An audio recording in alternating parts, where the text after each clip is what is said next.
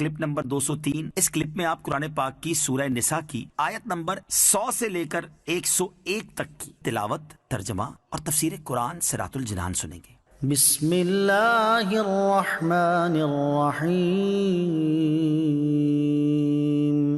ترجمہ: اللہ کے نام سے شروع جو نہایت مہربان رحمت والا ہے۔ وَمَن يُهَاجِرْ فِي سَبِيلِ اللَّهِ يَجِدْ فِي الْأَرْضِ مُرَاغَمًا كَثِيرًا وَسَعَةً وَمَن يَخْرُجْ مِن بَيْتِهِ مُهَاجِرًا إِلَى اللَّهِ وَرَسُولِهِ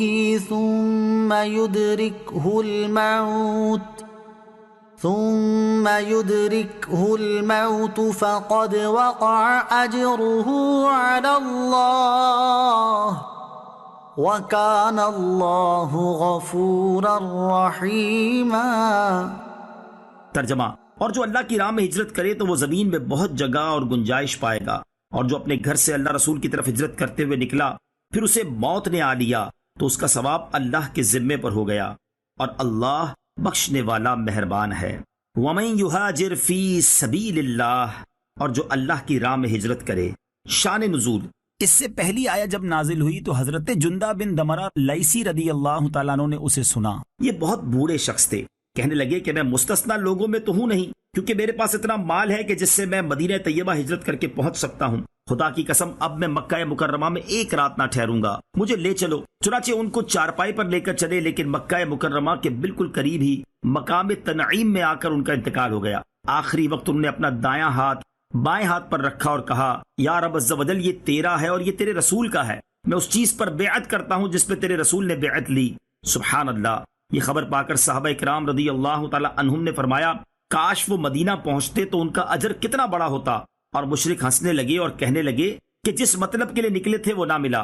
اس پر یہ آیت کریمہ نازل ہوئی اور ان کی عظمت و شان کو بہترین انداز میں بیان فرمایا کہ جو راہ خدا میں ہجرت کرے پھر اسے منزل تک پہنچنے سے پہلے موت آ جائے تو اس کا اجر اللہ کریم کے وعدے اور اس کے فضل و کرم سے اس کے ذمہ کرم پر ہے، یوں نہیں کہ اس پر بطور معاوضہ واجب ہے، کیونکہ اس طور پر کوئی چیز اللہ عز و جل پر واجب نہیں۔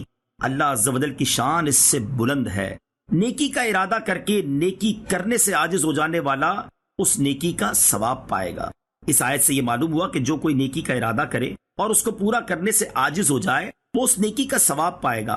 حضرت ابو ہریرہ رضی اللہ تعالیٰ عنہ سے روایت ہے، نبی کریم علیہ الصلوۃ والسلام نے ارشاد فرمایا: جس شخص نے نیکی کا ارادہ کیا اور نیکی نہیں کی تو اس کی ایک نیکی لکھ دی جاتی ہے، اور جس نے نیکی کا ارادہ کیا اور نیکی کر لی تو اس کے لیے 10 سے لے کر 700 گنا تک نیکیاں لکھ دی جاتی ہیں، اور جس نے گناہ کا ارادہ کیا اور اس پر عمل نہیں کیا تو اس کا گناہ نہیں لکھا جاتا، اور اگر وہ گناہ کر لے تو ایک گناہ لکھ دیا جاتا ہے۔ کن کاموں کے لیے وطن چھوڑنا ہجرت میں داخل ہے؟ صدر الافاضل مولانا نعیم الدین مراد آبادی علیہ رحمۃ اللہ الہادی کے فرمان کا خلاصہ ہے کہ طلب علم، جہاد، حج و زیارت مدینہ، نیکی کے کام، زہد و قناعت اور رزق کے حلال کی طلب کے لیے ترک وطن کرنا خدا اور رسول کی طرف ہجرت ہے۔ اس راہ میں مر جانے والا اجر پائے گا۔ حضرت عبداللہ ابن عباس رضی اللہ تعالیٰ عنہ سے مروی ہے، تاجدار رسالت صلی اللہ تعالیٰ علیہ وسلم نے ارشاد فرمایا: جسے علم حاصل کرتے ہوئے موت آ گئی وہ اللہ تعالیٰ سے اس حال میں ملاقات کرے گا کہ اس کے اور انبیاء کرام علیہ السلام کے درمیان صرف درجہ نبوت کا فرق ہوگا۔ حضرت ابو ہریرہ رضی اللہ تعالیٰ عنہ سے روایت ہے، سرکار دو عالم صلی اللہ تعالیٰ علیہ وسلم نے ارشاد فرمایا: جو حج کے لیے نکلا اور مر گیا قیامت تک اس کے لیے حج کرنے والے کا ثواب لکھا جائے گا، اور جو عمرہ کے لیے نکلا اور مر گیا اس کے لیے قیامت تک عمرہ کرنے والے کا ثواب لکھا جائے گا۔ وَإِذَا ضَرَبْتُمْ فِي الْأَرْضِ فَلَيْسَ عَلَيْكُمْ جُنَاحٌ أَن تَقْصُرُوا مِنَ الصَّلَاةِ إِنْ خِفْتُمْ أَن يَفْتِنَكُمُ الَّذِينَ كَفَرُوا إِنَّ الْكَافِرِينَ كَانُوا لَكُمْ عَدُوًّا مُبِينًا۔ ترجمہ: اور جب تم زمین میں سفر کرو تو تم پر گناہ نہیں کہ بعض نمازیں کثر سے پڑھو، اگر تمہیں یہ اندیشہ ہو کہ کافر تمہیں ایذا دیں گے، بے شک کفار تمہارے کھلے دشمن ہیں۔ وَإِذَا ضَرَبْتُمْ فِي الْأَرْضِ، اور جب تم زمین میں سفر کرو۔ اس آیت میں نماز کو قصر کرنے کا مسئلہ بیان کیا گیا ہے، یعنی سفر کی حالت میں ظہر، عصر اور عشاء میں 4 فرضوں کی بجائے 2 پڑھیں گے، نماز قصر کے بارے میں 4 مسائل۔ یہاں آیت کی مناسبت سے نماز قصر سے متعلق 4 شرعی مسائل سماعت کیجیے۔ نمبر 1، اس سے یہ معلوم ہوتا ہے کہ سفر میں 4 رکعت والی نماز کو پورا پڑھنا جائز نہیں ہے۔ نمبر 2، کافروں کا خوف قصر کے لیے شرط نہیں، چنانچہ حضرت یعلا بن امیہ رضی اللہ تعالیٰ عنہ نے حضرت عمر رضی اللہ تعالیٰ عنہ سے کہا کہ ہم تو امن میں ہیں، پھر ہم کیوں قصر کرتے ہیں؟ آپ رضی اللہ تعالیٰ عنہ نے فرمایا اس کا مجھے بھی تعجب ہوا تھا، تو میں نے نبی کریم علیہ الصلوۃ والسلام سے دریافت کیا۔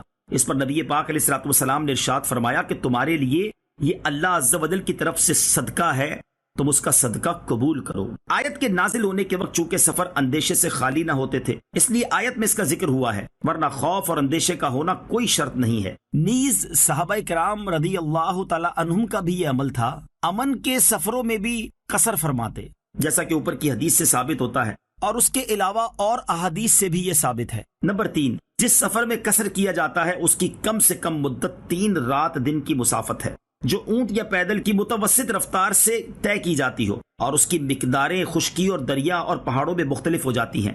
ہمارے زمینی میدانی سفر کے اعتبار سے فی زمانہ اس کی مسافت 92 کلومیٹر بنتی ہے۔ نمبر 4، قصر صرف فرضوں میں ہے، سنتوں میں نہیں، اور سفر میں سنتیں پڑھنی چاہیے۔ حضرت عبداللہ ابن عباس رضی اللہ تعالیٰ عنہما فرماتے ہیں رسول اللہ صلی اللہ تعالیٰ علیہ وسلم نے حضر کی نماز اور سفر کی نماز کو فرض فرمایا تو ہم حضر میں فرض نماز سے پہلے بھی نماز پڑھا کرتے تھے اور بعد میں بھی، اور سفر میں فرض نماز سے پہلے بھی نماز پڑھا کرتے تھے اور بعد میں بھی۔ نماز قصر کے بارے میں مزید مسائل جاننے کے لیے بہار شریعت حصہ 4 سے نماز مسافر کا بیان مطالعہ فرمائیں۔